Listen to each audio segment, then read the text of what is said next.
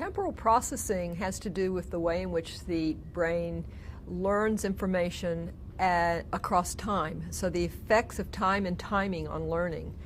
is really important, and yet we know very little about it. I think some of the most important newer discoveries have to do with an understanding that some of the basic, really basic principles about how neurons interact with each other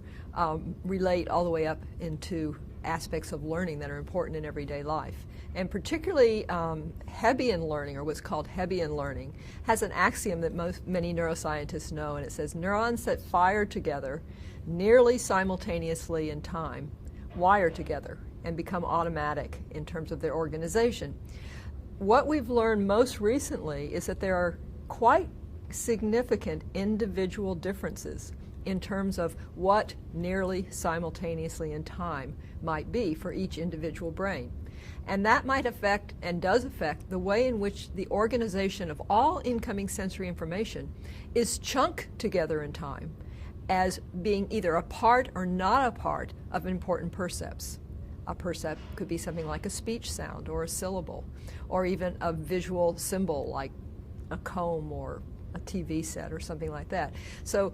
in each percept there are lots and lots of features that are important,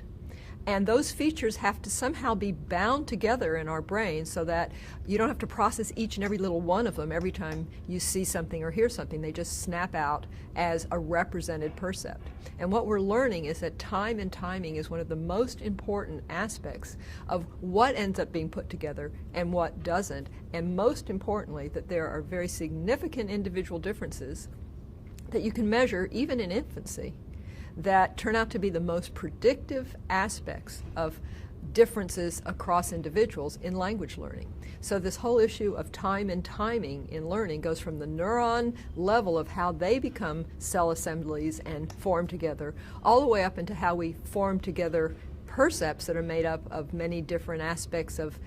sensory information, both within modalities, like the auditory modality or the visual modality, and maybe more importantly still between and across modalities. It all comes together in this time and timing, and the most really new information for me is that there may be this really important continuum with time and timing be really essential for how each individual brain works and sees and perceives the world differently from another brain.